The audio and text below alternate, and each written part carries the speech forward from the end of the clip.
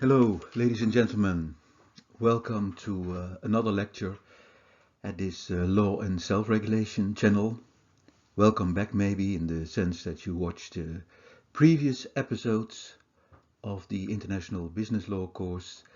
But we're moving on today, and we're going towards a new topic. And that new topic within this International Business Law module is a topic which comes very close to the heart of business. It is very closely related to creating value, and because we have the law, it is also very closely related to protecting that value. As said, we're moving to the heart of business, specifically today's business, and for that reason I would like to start with two quotes which relate to today's subject from Peter Drucker, one of the well-known business gurus, who in the typical American way was able to express truths about business in a very simple manner. And the first one we're going to start with is the following. As Peter Drucker said, the two most important functions of a business, and that is what most of you are studying, are innovation and, I'm delighted to read it, marketing. All others, forgive me if you are in finance, but all others are cost for a company. So what is actually said here, as a company you need to innovate, because by innovating you can create value, and by marketing you can exchange that value. And exchange by contracts, but that's a later topic, exchange realizes value. So what actually Peter Drucker is saying is that if you want to innovate, if you want to have something new, you simply have to stop doing something old. So that's what we are talking about, change, innovation, but all of those business topics, of course, from the perspective of law, because the game we're playing is that we are linking law and business.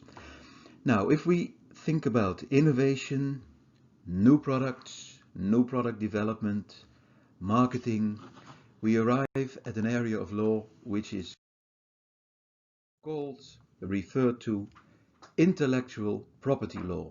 And intellectual property law is about intellectual property rights. So this lecture we're going to focus on those rights, and of course we'll constantly try to make that link with the relevance of those rights, because it's a couple of them, to business.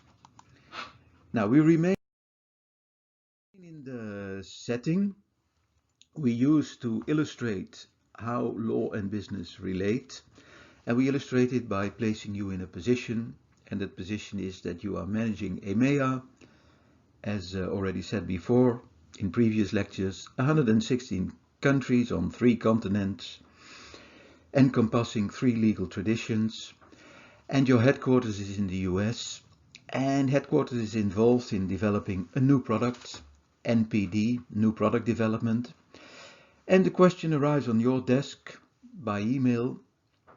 We've got some good ideas for new products, maybe services, that doesn't really matter.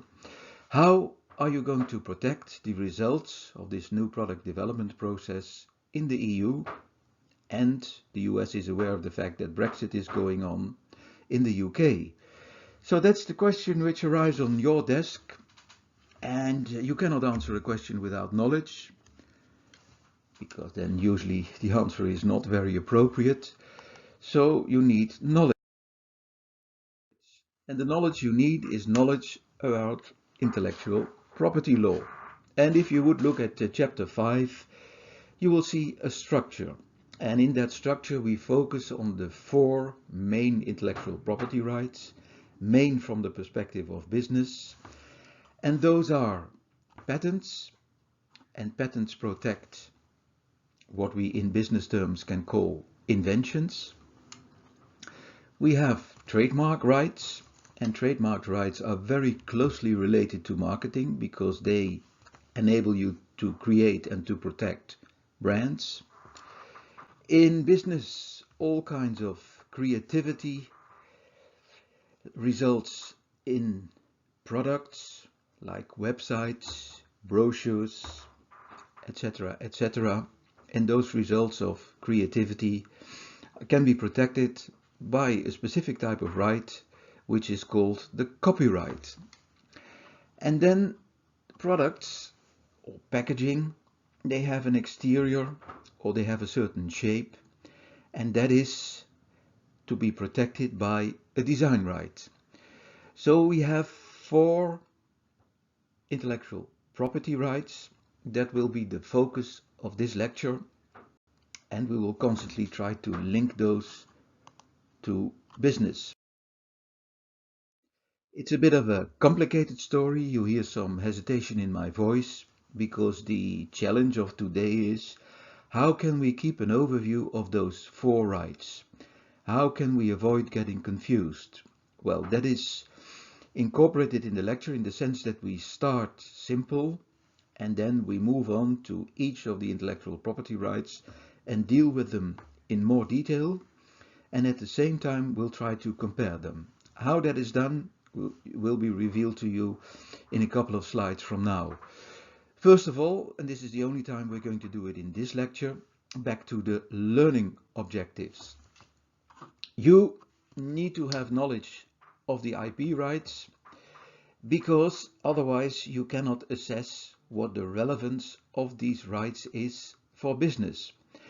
And I hope you will pick it up from this module, from this course, this lecture, that you should be able to link the two and that you should be able, therefore, to examine IP rights from 2 perspectives, legal and business. Now, if you understand what it is about, this provides for you a basis to have a talk, an effective talk, with your legal department, because you will need lawyers to manage intellectual property rights. You should not rely on lawyers doing your work. Lawyers are not marketing managers, lawyers are not CEOs, they are services providers, and just like with an advertising agency, the better you brief them, the better you understand what they can deliver to you, the better the service will be.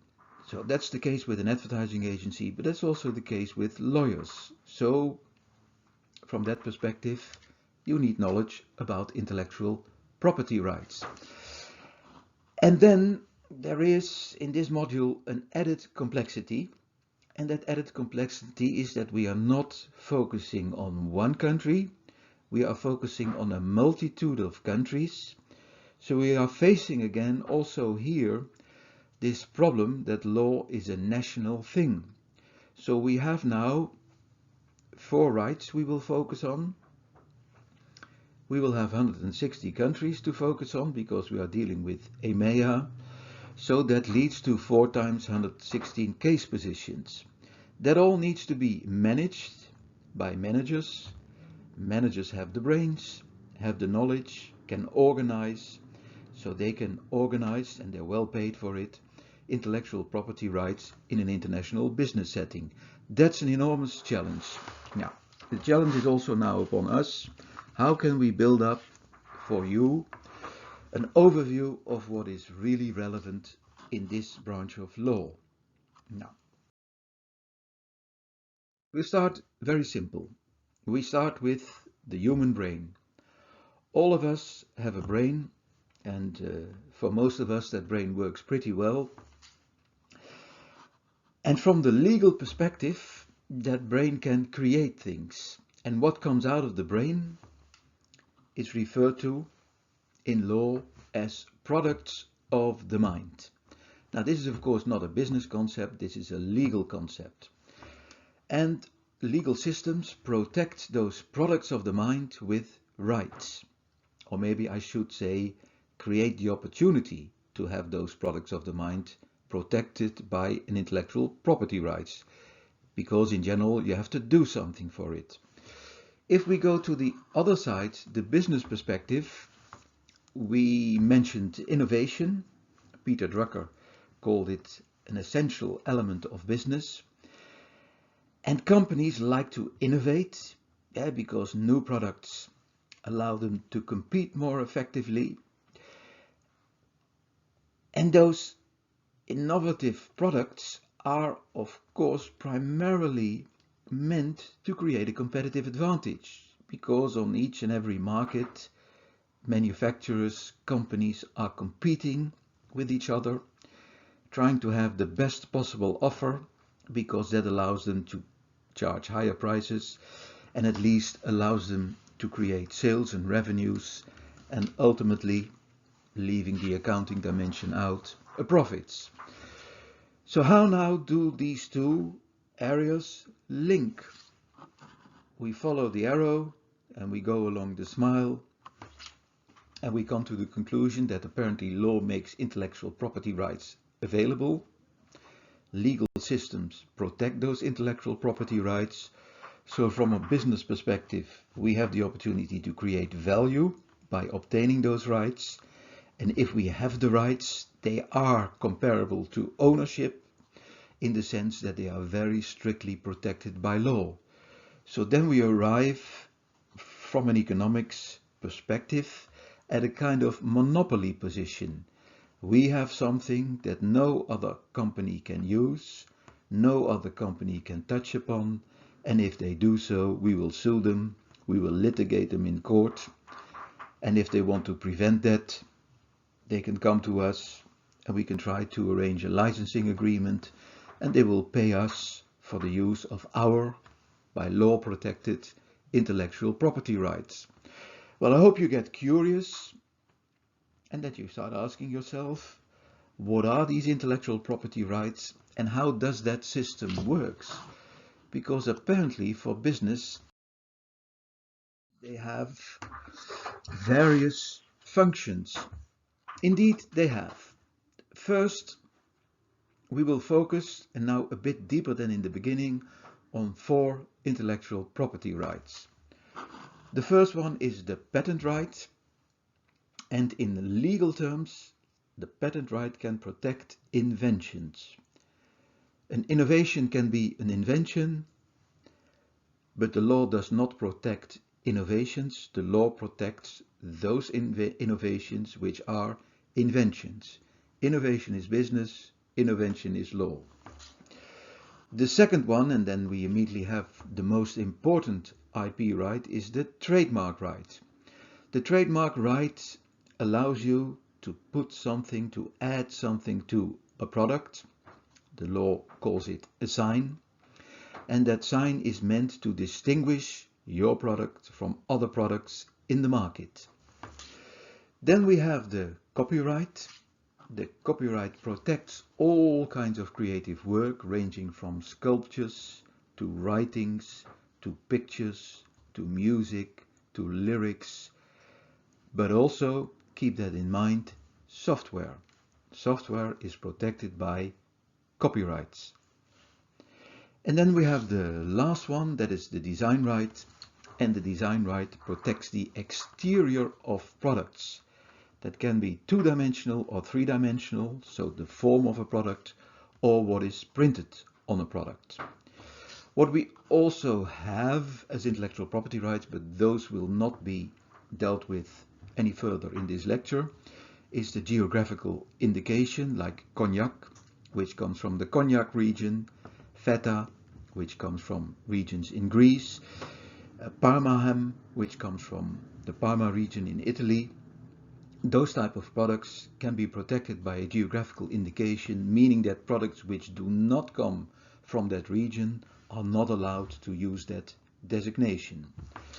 And then a fairly recent right in the European Union is the trade secret, and the trade secret protects confidential know-how which has business use. So as long as it is secret, it is protected by this trade secret right. Now, a step towards obtaining those rights, or as we use here the word origination of IP rights. And you can see a division. We have rights which are granted when you meet the law's requirements, and you have rights which are automatically granted to you. when the object qualifies for this automatic protection. Now, for the patent, you have to do something. You have to file, and you have to request, and you have to demonstrate that you are eligible for a patent right, and then it can be granted to you. The trademark right, you have to file for a sign, and an official institution in a country may grant you the right on a certain sign.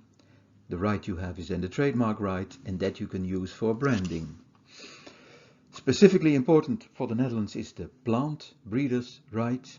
If you create a new type of plant by mixing and matching seeds, etc., etc., a new type of plant may emerge, and then you can have the exclusive right to produce and sell that plant.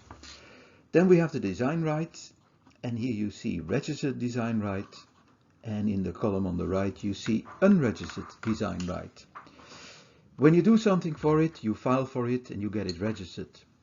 The design of a product is protected by a registered design right, but many countries in the world have the opportunity, it also exists in the EU, to bring a product on the market, and when that design of the product is eligible for a design right, because it meets the requirements, you automatically get a design right, but it is not registered, so it is called an unregistered design right.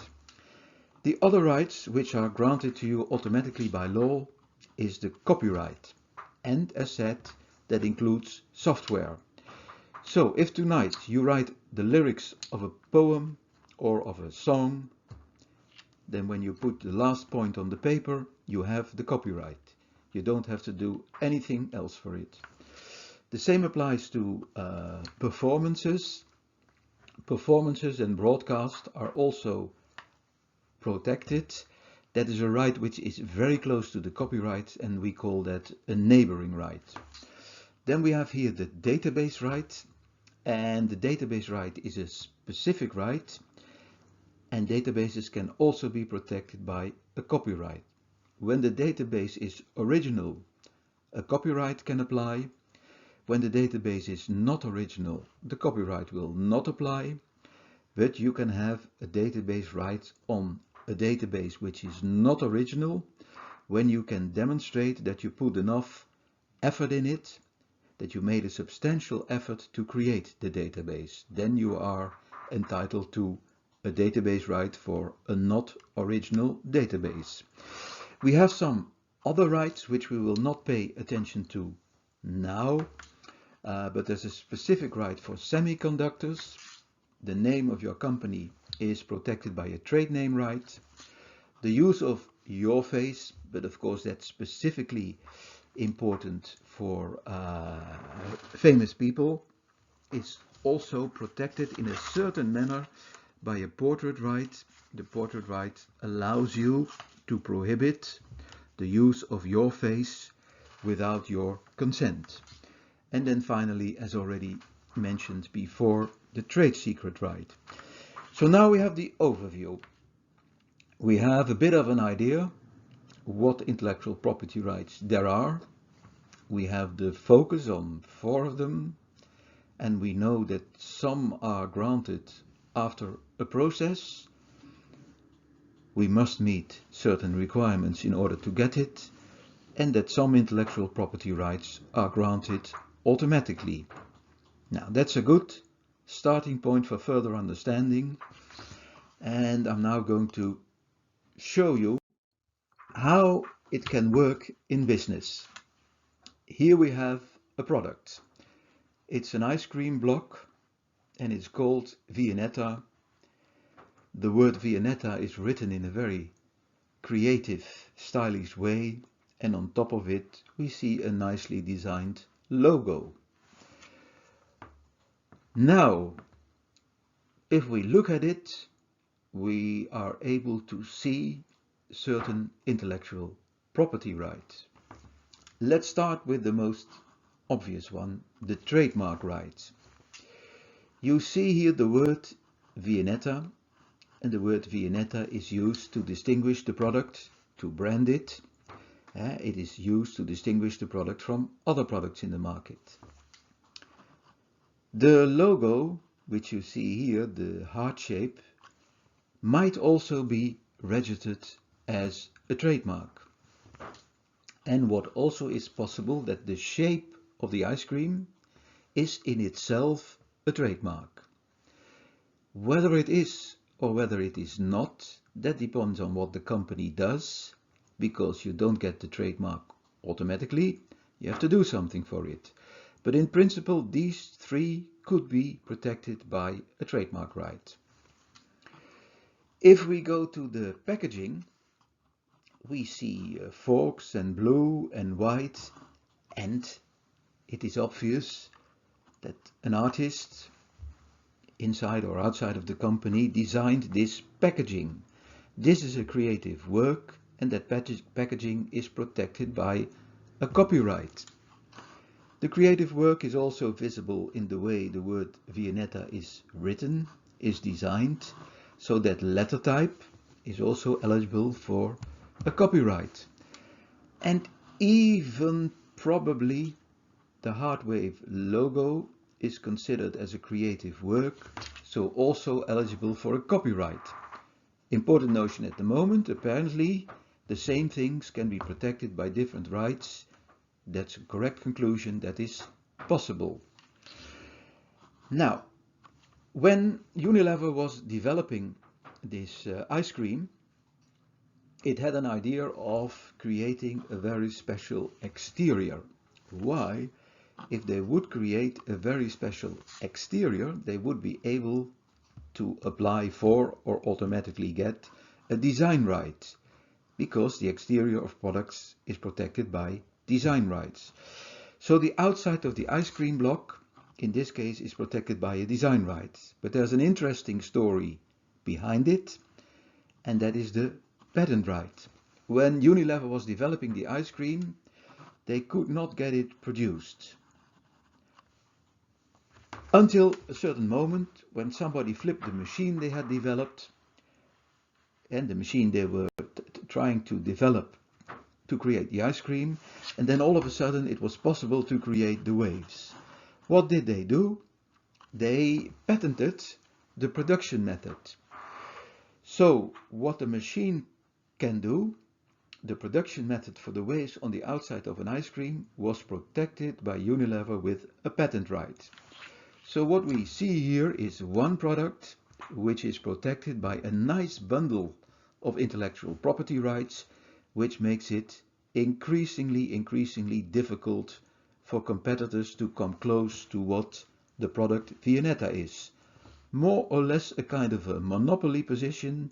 You're really the only one, the only company offering this. So that is, from a business perspective, of course, a fantastic position. So you've seen the...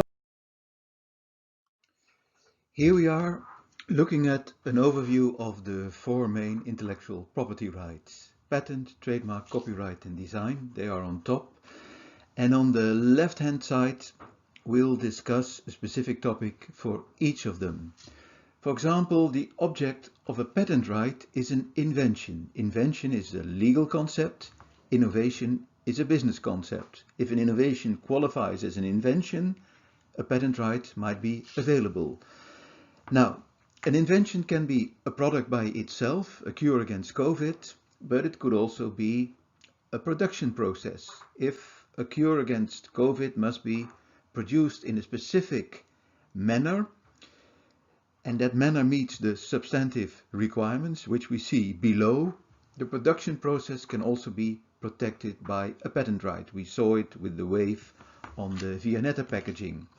Trademarks use the legal concept of sign. Signs are protected, and signs can be many things, ranging from a word, a figurative element, a combination of colors, to even a hologram. If you would click on the 13 in the slide, you would go to an overview of which signs can be protected as copyright. That sign must then have a function of identifying and distinguishing products, because that's what a trademark is awarded for. The copyright is for creative work, products which come out of the human mind, which are creative and are in the broadly formulated science, literature or art area are eligible for copyright, and keep in mind that the copyright also protects software. Now, as a company, you have the opportunity to print something on a product, like this design on my tie, or give a product a certain shape, or a combination of a shape and something printed on it. That two-dimensional, that is this, or three-dimensional exterior might be protectable by a design right. Now, when we go to the substantive element, the requirements of the object of the right, then the situation is that a patent must be something new, meaning it should never have been published anything about it. It must have been completely secret until the moment of filing, otherwise it is impossible to get a patent right. The patent must be on something which is not too obvious, and we call that it must involve some kind of inventive step. And the last requirement is not too complicated. It must be possible to use it in business, in legal terms, industrial application. The trademark must be able to distinguish a product. So the trademark must be distinctive, not the same as another trademark. And you file a sign for trademark protection in a certain class of products. We have this NICE class system, which contains 45 trademarks for categories of products and categories of services. For the category, the trademark is not allowed to be descriptive. In other words, if you file for candy, you cannot use the word chocolate in the trademark, but if you would file for clothes, jeans for example, you could trademark jeans as chocolate, because the word chocolate does not describe jeans, but the word chocolate does describe candy. The copyright requirement is in itself rather simple. It must be something original, and that is quite easily accepted. The design is comparable in the sense that the requirement is that the design has an element of novelty, which comes down to not being identical to an existing design, but the design right is a bit weak if there are some deviations from the protected design. The protected design might not be able to invoke the lack of novelty anymore, so it's not a very strong right. But okay, it at least provides some protection for your design. The design should have an individual character. The impression should be, yes, it's something special, it is something new, it does not exist yet. And the last one is maybe a bit complicated. If a design, which for example is an exterior of a product, must have that form because otherwise it cannot fulfill its technical function, it cannot be protected by a design right. Think about a corkscrew, which must have this rounded form, otherwise you cannot lift the cork from the wine bottle.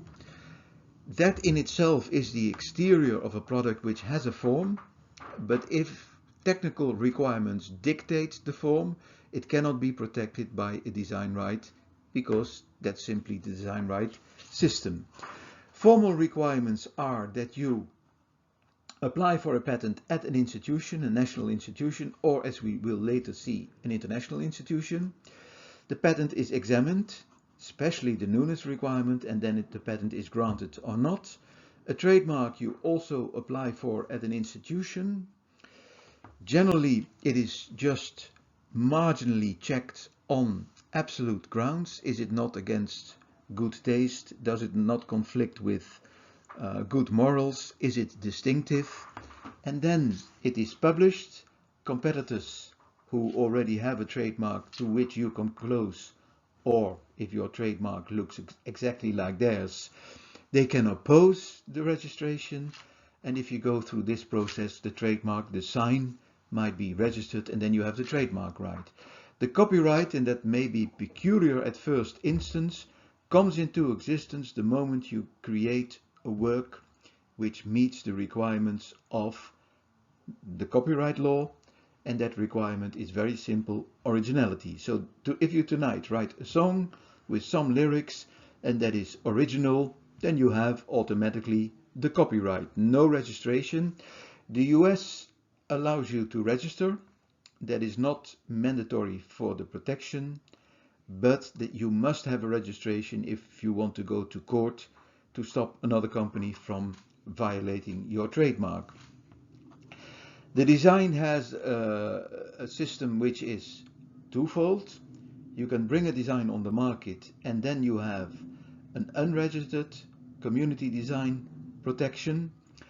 But if you want to have a stronger and longer protection, you can go to an institute, apply for registration, and then you may be awarded a registered design. Like you register for trademark in the classes of the NIS system, you register for designs in the system of the Locarno classes. If you would click here in the PowerPoint presentation, you will get an overview. Now, we are very much interested in creating value. The first notion is that all IP rights can be transferred and all IP rights can be licensed. When you license, you give another company or person to make use for a specific purpose, for a specific time, for an amount of money of your protected IP rights. Now, what is it that the IP right entails? Sorry, in this case, the patent. It allows you to make use and sell the invention and prevent others from doing so without your consent. A strong right. The trademark gives you the right to use the sign which is protected exclusively in trade, and of course others require your consent to make use of your trademark right. The copyright again is a bit specific. The copyright comes with two rights: the right to publish and to multiply the copyright protected work. So if you write a book, you have the right to publish it, to bring it into the open, and you have the right to multiply the text. Of course, here, because IP rights are strong rights, you can also ward off others from violating using your IP right. Comparable with the design, you have the exclusive use of the design, so not any other entity, company or private person can do so, because it comes with a right to prevent others from using your design without your consent, if you are the right holder, of course. Now, the duration is also something which may lead to confusion. A patent right is valid for 20 years from the moment of filing. Now, you should realize that when you develop a new medicine, you file in an as early stage as possible to make sure that you're able to do so, because if anything would get out into the open, you would be unable to file for a patent. From the moment of filing, you have 20 years to have your investments returned by using and selling your innovation. But pharmaceutical companies, when they register a new medicine, they usually need 5 to 8 years to bring a product on the market. Those 5 to 8 years are deducted from the 20 years, so they have less time to recap their investments. That system is recognized, that problem, so pharmaceutical companies can apply for a 5-year extension period, so extend the 20 years to 25 years. If we go to the trademark, the trademark you file for, if it is awarded, you have it for 10 years, and after the 10 years you can renew it indefinitely. That is of course fantastic, because if you have the trademark iPad or Apple, then it in principle never has to stop. As long as the world exists, you can rely on making money with that trademark. The copyright has a specific system. If you have a copyright, you keep it all of your life, and if you die, it remains in existence for another 70 years. So if you write a book, all your life you can reap the proceeds of your copyright, and if you die, your heirs, your wife, your children, your husband, can still keep on making money with that copyright because it extends 70 years, at least 50 according to the Berne Convention, so at least 50 years, in the EU generally 70 years, and for some copyrights in the US 95 years. But the point to make is that it is inherited. So there are people who are no longer among us, like Michael Jackson, Elvis Presley, John Lennon, who still make fortunes for their heirs. Now, if we go to the design, the duration for an unregistered by bringing on the market is 3 years, for a registered is 5 years, and you can extend it 4 times with 5 years, ultimately ending up with 25 years of protection. Now, if we go, because we take an international focus, to the levels of regulation, you can understand from your knowledge that laws are national things, that each country in the world has its own patent, trademark, copyright and design regulation. So the route which you can follow is, if you want to have these type of rights for multiple countries, to do it nation by nation, country by country. But you will sense that there are some international arrangements, because IP rights are incredibly important for business. So indeed, there are international conventions. The EU has made arrangements. There are international agreements. So what is the palette? National we just discussed. We are in the Benelux, Belgium, Netherlands, Luxembourg. They have not made any arrangement for patents, but they have among them a shared piece of legislation, which is the Benelux Convention on Intellectual Property, which we find under trademark and under designs, which is managed by the Benelux IP office. This means that a trademark is always valid if you file for it for the whole of the Benelux. There is no Dutch trademark, there is no Belgian trademark, there is just a Benelux trademark. The same applies to designs. You have it for the whole Benelux or you don't have it. Now there is a note here which is not completely at the right place, but when we talk about copyright, the system of automatic origination of course also exists in the Benelux. The problem of copyrights is that you cannot find what is protected by a copyright because it's not registered anywhere, except then maybe for the US. The problem of copyrights is also, suppose you're being attacked by a competitor, how can you defend yourself? Now, there are a few tricks which you can use to be in a better position with respect to your copyright in case of a future dispute. The first thing you can do is put a copyright notice on every work on which you hold the copyright. That notice itself does not give you the right, because the right comes into existence automatically. There are institutions in the world, and in the Benelux we have the opportunity of the iDepot, which allow you to make a depot, a submission, which contains your IP protected work. They store it for you, and you can resort to this depot by, if needed, bringing in the fact that at a certain point in time you made this iDepot, which contained your copyright protected work. And what you should do in practice is, when you are developing a product, you can create a file which contains all the steps you've taken in the process of developing, if that is the case, a new product, but which gives you the opportunity that in case you're being attacked, that you can bring it in the court to show that at a certain point in time you already had the copyright. At the level of the European Union, we also have things realized for companies, not at the level of patents. The EU is working on a unitary patent for the whole of the EU and a unitary patent court. That will not come into existence very soon. It's already the object of negotiations for tens of years, for decades, so let's await whether it comes one day. At the level of trademarks and designs, we have a fantastic arrangement. You can file for a European-wide trademark at the European at the European Union Office of Intellectual Property in Alicante.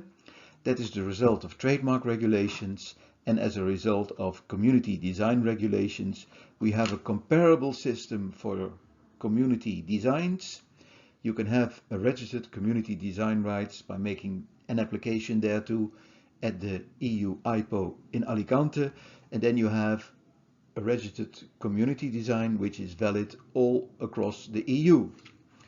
With respect to copyrights, national copyrights of the member states differ, but are to a large extent harmonized by EU directives and regulations.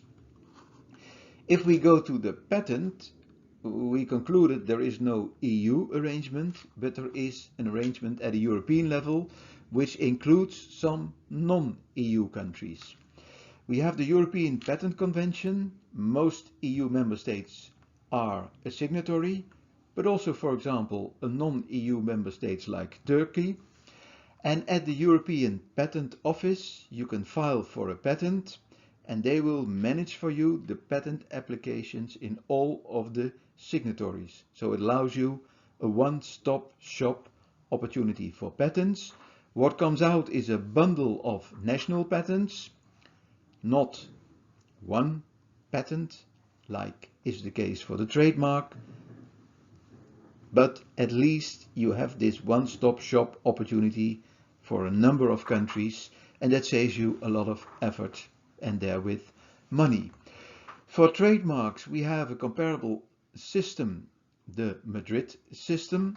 The Madrid Agreement allows you to file for a trademark in the European Union because they can file for you at the European Intellectual Property Office in Alicante, but it's also below it an international system because it is a global system of countries which have agreed upon the WIPO managing this Madrid system, and it allows you to go to one institution, the WIPO, and the WIPO can arrange for you filing in all the signatories of the Madrid system, and that's fantastic, have your trademarks renewed for another 10 years in all the signatories of the Madrid system.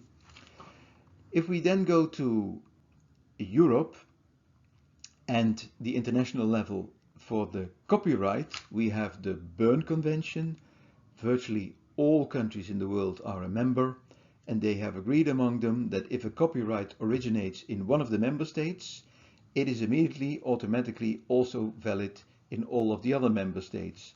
So if a French artist writes a song, he gets the copyright in France and automatically, due to the Berne Convention, in all of the other member states, including the Netherlands. We have a system for designs as well, an international system. You can have your designs registered in a number of countries via the WIPO because it also manages the Hague Agreement. What is it that we have not discussed yet? Two things: the Patent Cooperation Treaty, an international treaty also managed by the WIPO in Geneva, which provides you a one-stop shop for getting a patent in all of the countries which are part of the Patent Cooperation Treaty. And what we did not yet mention under copyrights is the WIPO Copyright Treaty, which is part of the Berne Convention but specifically grants rights for products which are eligible for, which specifically grants rights for digital products. So copyrights for digital products are protected under the Berne Convention because the Berne Convention is also having, sorry, this goes wrong, I'll say it one more time. The WIPO Copyright Treaty is part of the Berne Convention. It provides specific protection for digital works. That is it. That is clear, I would say. Now we go to enforcement, and you enforce patents in the country you have the patent, so national courts. You enforce national trademark in national courts and Benelux trademarks in Benelux courts. However, for the EU trademark and for the EU registered community design, the EU has appointed specific courts in all of the member states, which you should go to in case you want to litigate about an EU trademark or an EU registered community design. Copyright is national, no international courts. And then to finalize, we look at typical risks related to IP rights in the European Union. The first is that all of the EU member states must give somebody whose IP right is violated the opportunity to request the court to get full compensation of all of his cost. That full cost compensation generally, apart from the UK, does not exist for other legal areas. This is very typically created as a result of an EU enforcement directive to make sure that IP rights are very strictly protected in the European Union. So it may in practice result in the fact that if you violate an IP right of another company, that you have to pay all of their legal costs, so the total bill of their law office. Now you can imagine that those bills can be substantial. So in that context, you must see violation of others' IP rights as a high financial risk. Then the EU has made another arrangement, and that is that you are not allowed to import IP protected goods without the permission of the IP rights holder. An example, if you want to import Levi's jeans from the USA into the European Union, you need the permission of the IP rights holder. If not, the customs can detain, stop the product from entering the European market. From entering, as we discussed under chapter 3, the internal market.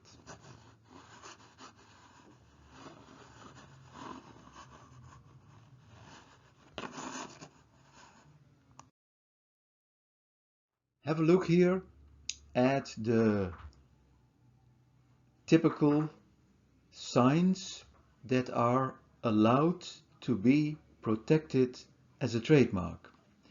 In business terms, this is an overview of the many opportunities you have to make your product unique by attaching a, in legal words, sign to it, by, in business words, branding it, and it's quite a spectrum which ranges from a simple word, or as we have seen in the case of Viennetta, typographic characters, or a combination of words, letters and typographic characters. So the word is a very simple way, a name is a very simple way to trademark a product. But a figurative, let's say a kind of design which combines colors and a special way of writing, a figurative trademark is also possible. A shape trademark, so we know that we can protect the outside of a product by a design right, but at the same time, if that form, that shape, is able to differentiate the product, to set it apart, it may also well be possible to have it protected by a trademark. And then you would have a double protection. So the shape of a product can, when it is distinctive, when it allows the product to be distinguished, be registered as a trademark, with the advantage that it can be indefinitely renewed, because the trademark need not stop at any time. After 10 years, you can simply renew it. Now here you see other options like a color, but a color is a bit difficult because you must evidence that the color is really associated with the product. So you should have a situation in which when you show the color to the public, that they immediately think about your product. That is not always easy to assess in practice, to evidence in practice. A sound, think about Intel or other products which always advertise with the same sound. And it's very modern at the moment, even a trademark which moves. You can make a GIF or something technical, a moving trademark, or a multimedia trademark, and even the hologram is possible to be protected as a trademark. So many opportunities for you as business managers to discuss with the legal department, to discuss with your advertising agency or your brand strategy agency, numerous opportunities to create a strong protection of your product by a brand, which we lawyers speak of in terms of sign. And so when we go back to the X licensing, that is a situation that you have a technology, another company also has a technology, you would like to make use of each other's technologies, so you simply exchange. So one pays with his technology and the other pays with his technology. That is what X licensing is about.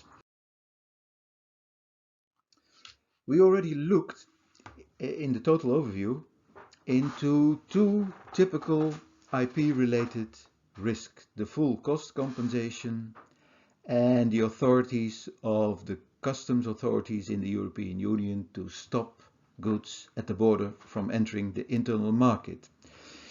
Those were specific. Now we have a quick look at a more generic overview of risk related to IP. And here we use this division which we constantly use into internal and external. Internal risks are that your legal department or your legal services provider is not adequately managing filing and renewals. That should be managed properly, and either you do it by yourself or you hire a law firm or a very specialized services provider for doing so. You can imagine that companies which have hundreds of thousands of trademarks all across the world outsource renewal management to an external consultancy. The financial risk, the full cost compensation, follows from what is described here, violating others' IPRs. Always make sure you don't touch upon the IP rights of other companies or individuals.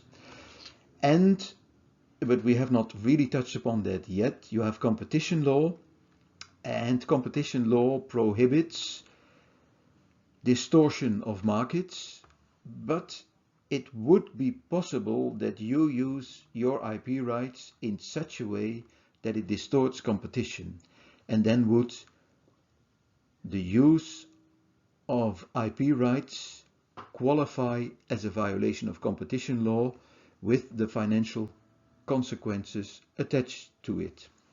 If we look at external risk, we know that in a filing process, an external party might oppose your registration. We also know that an invalidation is possible, or if we don't know, I'll explain it now. If you have gone through the process and the institution which has the authority has granted you an IP right, like a patent or a trademark, then still you are not 100% safe. Any competitor may go to court and may try to have your patent or trademark invalidated because they are able to convince the judge that the process was not correct, that it was awarded unjustified. And in practice it happens that competitors destroy trademarks, patents, by having them invalidated in court. Now, an external risk is of course that you're being attacked and that a competitor makes a claim on you for compensation. And when you're being attacked and you have to go to court, that involves cost, and that is also an external risk. And finally, other companies might try to profit from your brand, from your product, by counterfeiting and piracy, and that risk is not always that easy to stop. So it's a risk for which you as a company have to assess to what extent you want to manage it, how much money you want to spend on stopping counterfeiting and piracy, to discuss with the legal department what your chances are of stopping these type of companies from eroding your market, snipping revenues of your revenues off. So those are risks, and you know that risks need to be managed, and those risks typically need to be managed in close cooperation between you, managers, and the legal department or your external services providers. In the process of filing for a trademark, you know that opposition can come up. You know that the body at which you file will do some kind of examination, and you know that the risk of invalidation after being granted the right is also a risk. Now, if you file for a trademark, the examination by the institution is rather marginal. They will look into whether an absolute ground for refusal applies. Now, they will check whether the trademark may deceive the public or whether it may be against public order, for example, because it contains a filthy word or because it contains the name of a country. It will look into the distinctive character of the sign, and it will look into whether it is not descriptive. Now, when the word is customary in common language, that also means an absolute ground. They will not allow you to use a customary word as a trademark. You can also say because it is not distinctive. And there may be some problems with the shape. When the shape is resulting from the nature of the good, because goods are simply that way, or when the shape is unavoidable because it is required for a technical result, like a corkscrew, the shape will not be allowed to be protected as a trademark. When the shape is not by definition eligible to function as a ground for distinguishing your product from others, but when it is mainly, let's say, a shape which distinguishes based on beauty, an absolute refusal ground may result from that. This is, I must say, highly technical. This is so technical that you should discuss it with your lawyer, because your lawyer will in first instance with you assess the risk of a filing being refused based on an absolute ground. We also have relative grounds, but these relative grounds will be invoked by competitors when they attack you in court in order to have your trademark invalidated. They might claim that your trademark is identical to theirs, or, and that will of course be more often the case, that you, by bringing this trademark on the market, create confusion among the public. So by doing so, you actually erode the distinguishing function of an existing trademark. These relative grounds can be used by competitors in court to have your trademark, which is granted by you, because the examining institution only checks on absolute grounds, can be invalidated by court. Now the top 10 of applicants were referred to. Have a look at it and see in which industries use is made of these three important intellectual property rights. And then, of course, the US asks you what Brexit would mean for the intellectual property rights you have in the UK. Now, for the patent, the situation was that you could have a patent for the UK. That remains the same, and you can still simply also use the European Patent Convention route.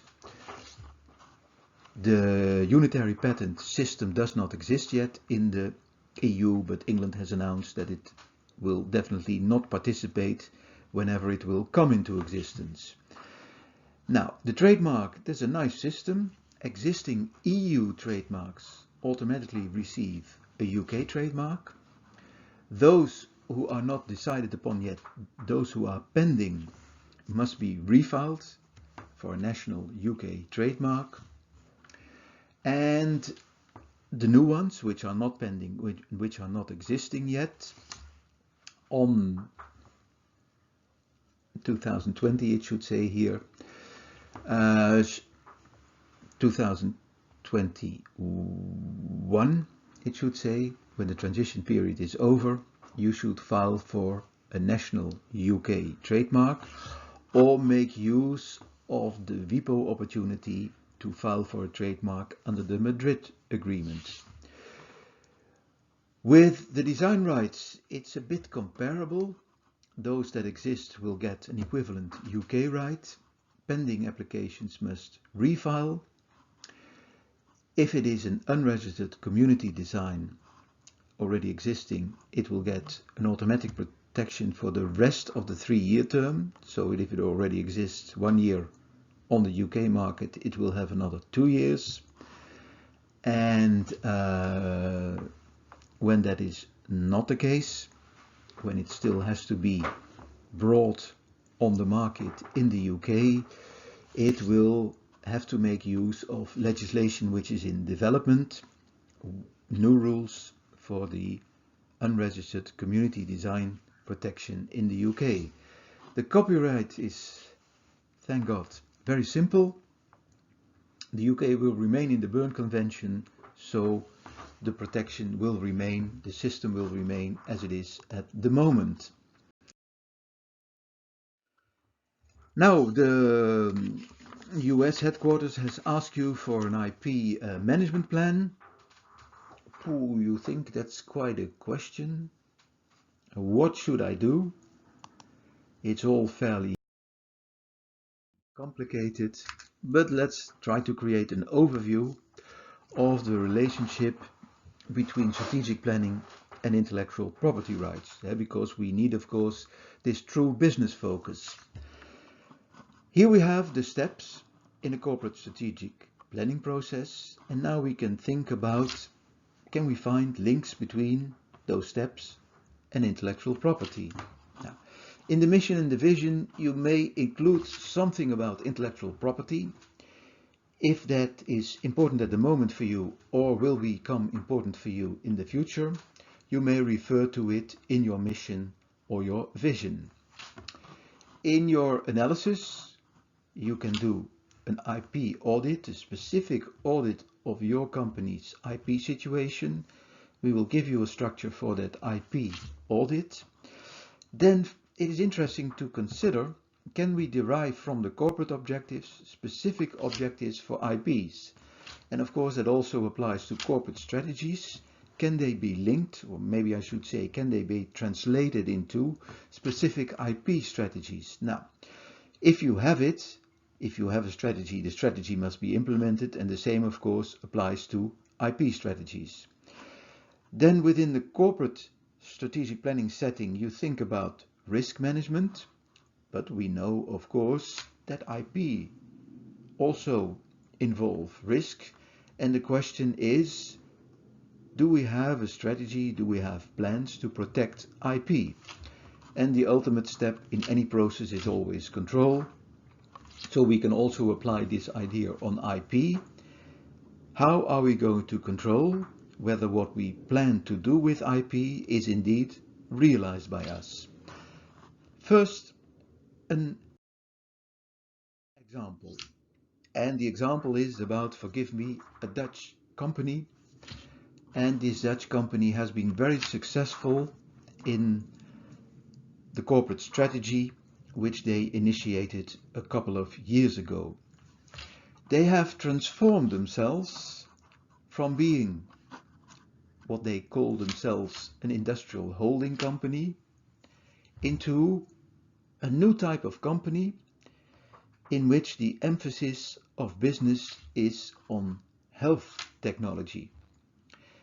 I hope you immediately think patents, because technology is what is protected by patents. Philips has implemented that strategy, and what we can see here is the result of that implementation. They now have an extensive IP portfolio. A company like Philips has 65,000 patent rights. They have around 40,000 trademarks. If you know that a trademark must be renewed every 10 years, so if we divide this by 10, it means that each year around 4,000 trademarks have to be renewed. And if you would look at that from a daily perspective, you would have around 10-15 trademarks to be renewed every day. Can you understand? That is massive work. They have over 60,000 design rights, and apparently probably it will be more in the meantime, but at the moment of this annual report around 3,000 domain names. Now, in 2018 they filed over 1,000 new patents with a strong focus on the growth areas in health technology, because that's their strategy: health technology, services and solutions. Here you see how a company transformed itself into a health technology company, and that the basis for making money out of health technology are IP rights. Philips proves what was just evidenced in a report from the European Office of Intellectual Property. They investigated the use of IP by EU firms, and they looked at, does it make a difference whether a company uses bundles of IP rights or not? So they defined bundle as having 2 or more IP rights. And what the conclusion of the report was, that firms that use multiple IP rights account for a disproportionate share of employment and turnover. So they employ more people and they have higher turnovers. Of course, we will see this professional approach to IP more in large firms than in small and medium-sized enterprises. And what we see is that apparently patents often form the basis for the creation of a bundle, that in these days where technology is so important, technology is the basis of value creation, and by adding trademarks and design, you create a bundle of IP rights which bring you in the unique position which you as a company would like to have, because that allows you to charge higher prices and at least to compete more effectively. Now, 2 examples from what companies do. Here you see the German company Beiersdorf. This comes from this EU report. And in 1996 they filed for a word trademark, Labello. And here you see they did it in the niche class. The niche class is 3, because that is what you register trademarks in for cosmetic products. Then they extended the trademark in 2014. They filed for the trademark Labello Care and Color. And then they started filing for designs for packages. And here you see reflected what we discussed, the low Carnot class, and this class is apparently for blister packages and blister cards. And then here you have a product which, as you can see, is also protected by a copyright. So they have a trademark, they have a very special name, they have designs which are protected, and they have the copyright on the packaging. So this allows them to compete highly effectively in the market with elements that no other company can make use of. We have here a bit of the same approach, that is Miele. They made a trademark, they filed for a trademark in several niche classes, including class 7 for household appliances. Now you may think, should we file for each and every class to avoid future competition with the trademark? You can do so, but if you file for a class and you don't use it, the trademark no longer exists after 5 years of no use. So they started the game of bundling trademarks. Various designs and patents were also filed for in 2015.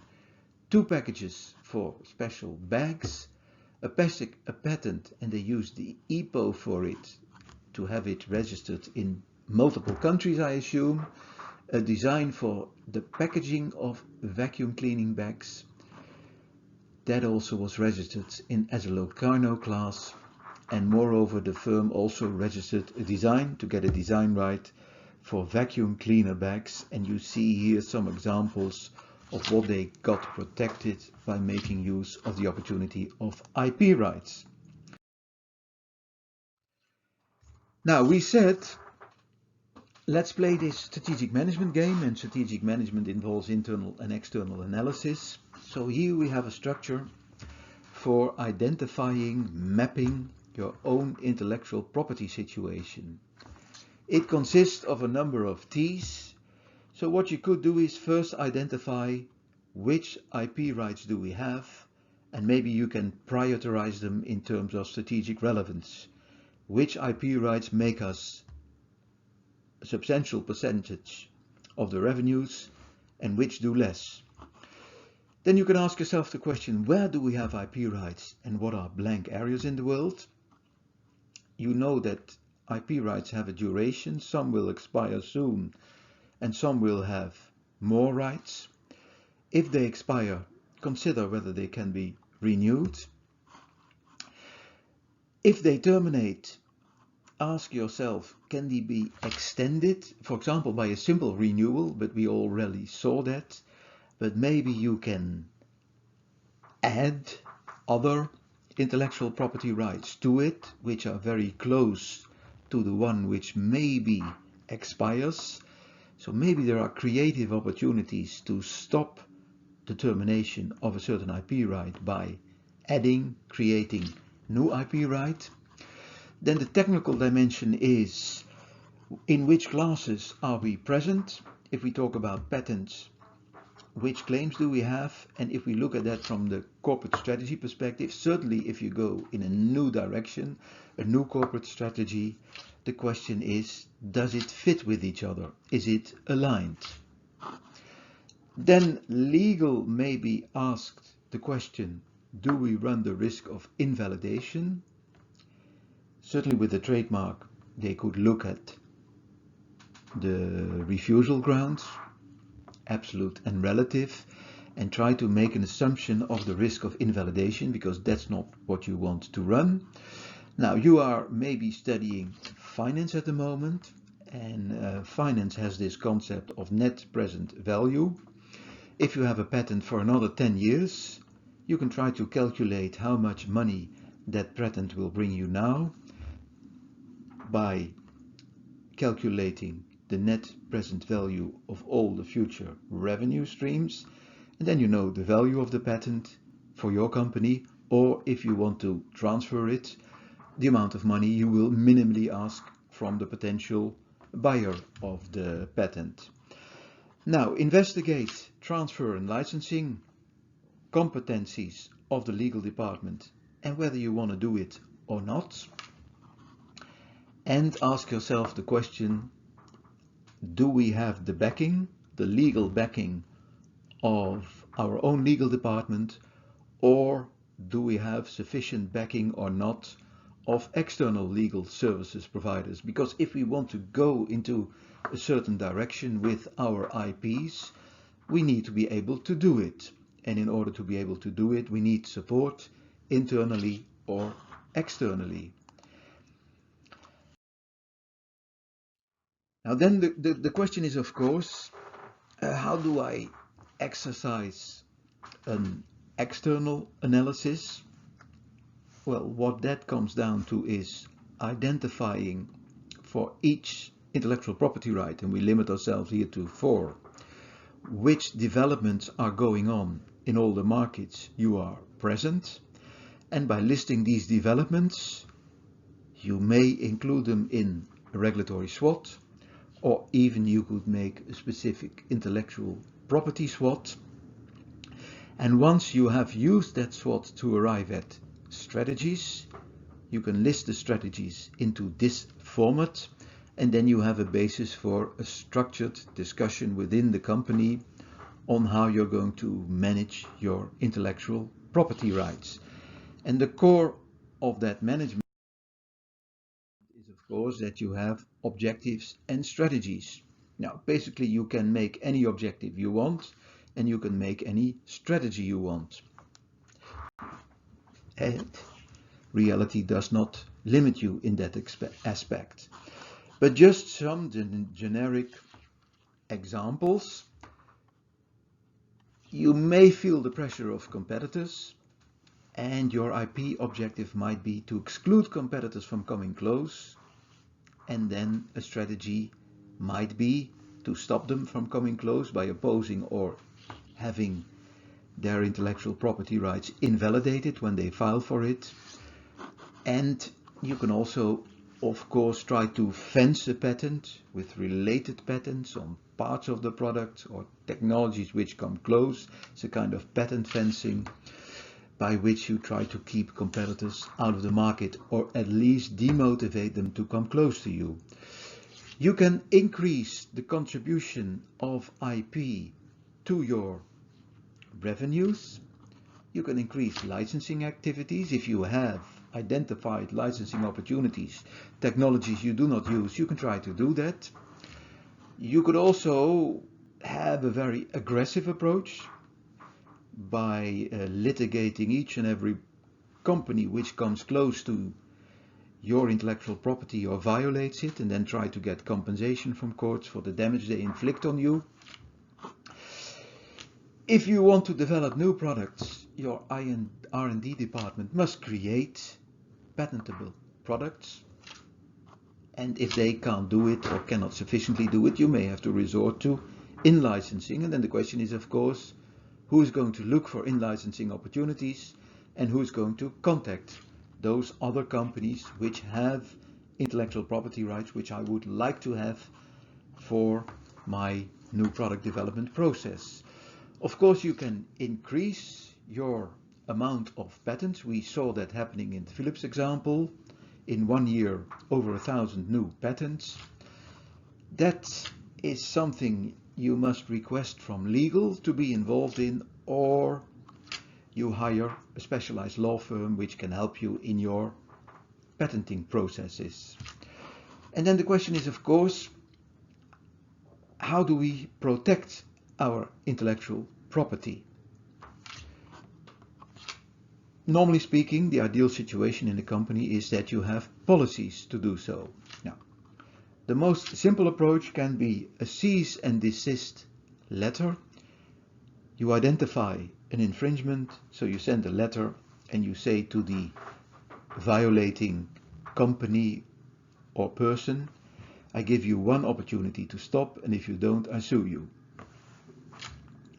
Of course, you can go to court directly to stop, and you can make use of the opportunity which the EU gives you to stop any product which infringes your copyright, or which, I should say, that's probably better formulated, which does not have your consent to enter the European market. If it does not have your consent to enter the European market, it cannot enter, because you can ask the customs to stop those products, to detain them, and ultimately to have them destroyed. So a deep breath. As you can see, there's a lot to it. We're coming towards the end of the lecture, and we're now going to place you in the realistic situation of you being the EMEA manager, and now you focus on the trademark of your new product. So a new product will come onto the market. It is developed in the US by R&D and marketing, and you are given the opportunity to submit a plan to headquarters. What is now for you as a manager involved in trademark management? Let's have a look at it and let's see what could come on your plate when you are working in a multinational company and you get this responsibility. You should ask yourself quite some questions and you should find the answers on it. What do you want to accomplish with the brand, and what is your strategy? This comes, of course, very close to marketing. On the one hand, you have a financial objective, revenues. On the other hand, you will have typical marketing objectives for the brand. But if you want to start branding, you need a brand. And the question is, which signs would you like to use as a brand? And then the typical marketing question, what associations do you want to add to the brand? Now, don't think that law protects associations. Law doesn't protect dynamics or joy or love or any other association you want to attach to the brand. That's not what law mingles itself in. Law protects the sign as it is. Then the question is, if you develop trademarks, are they distinctive? Otherwise they cannot be registered. You have to define which markets you're going to bring it on, and you have to decide on the classes you're going to file for. Then, and that is something you can ask legal, search on all markets whether my trademark is protectable, whether it's not already taken, or whether there are in trade name registers, and you can use Google and social media also, other ways in which the sign is already protected in one way or another, which would mean that if I bring it on the market, apart from the fact whether I get registration, if I bring it on the market, I'm probably going to be confronted with resistance or litigation. Then you have to decide on the filing route. Are we going to do it via the WIPO, or are we going to the European Trademark Office in Alicante? Now, to do so, you need internal or external support. Then it should be done. Somebody has to do the work. This may result in interactions with registration authorities. Who's going to answer the questions? If we get opposition after publication, who's going to manage that? Then it all has to be implemented and your plans have to be approved, and certainly I think your budget require approval. If that leads to the conclusion that you will start using the trademark in that way, then also the question becomes, if something happens in the market, do we have policies ready to protect us against a violation? And because we are talking about trademarks, what will be the renewal strategy? Who will when renew the trademark, and where will it be renewed? So that's an overview of trademark management. Now, the nice thing about intellectual property is that there is a lot available on the internet. I would like to refer you to the European EPR help desk. You can click here and go there, and you can find, as I will show you on one of the next slides, an abundance of information. Do not overlook the fact that institutions like the WIPO, the EU Office of Intellectual Property have public databases available, and in those databases you yourself can do searches and you can find out whether a trademark is already registered, and you can vary a bit on your trademark to see whether some trademarks come close, and by doing so, of course usually it is done by the lawyer, but in doing so you can assess risks and opportunities. Now the European IPR desk provides some fantastic IPR guides. And why am I showing it to you now and not immediately after the first one? Because we just touched upon the search opportunities for trademarks. You also have it for designs. So if you're thinking of bringing a trademark on the market or a design, study how you can do searches, do the searches, and it is fantastic to do because it will be very revealing and it will be very valuable information with which you can convince your headquarters that a certain trademark is feasible and that others may not be feasible at all. Now, in the end of a lecture, we have a self-assessment, and I would say go and have a look at these pictures, what you see here. And I just retrieved from the internet the #1 in the Dutch top 40, which seems to be Mr. KG with a Jerusalema song. I must say, a very nice song. I had a quick listen to it. But if you understand what IP is about, you will be able to think about which potential IP rights apply to these. Now, the slide set contains some extra slides, referrals to videos, overview of the international arrangements like the EPC, the PCT, the Berne Convention, the Madrid and Hague systems. I will not show them to you now. The lecture is a bit above an hour, but I tried to make this one a bit shorter than the previous one because they were sometimes quite lengthy. Also because this is, I think, a bucket of information which is all of a sudden thrown over you. It is very difficult to keep focus, but always as a first notion, like in marketing you have the 4 Ps.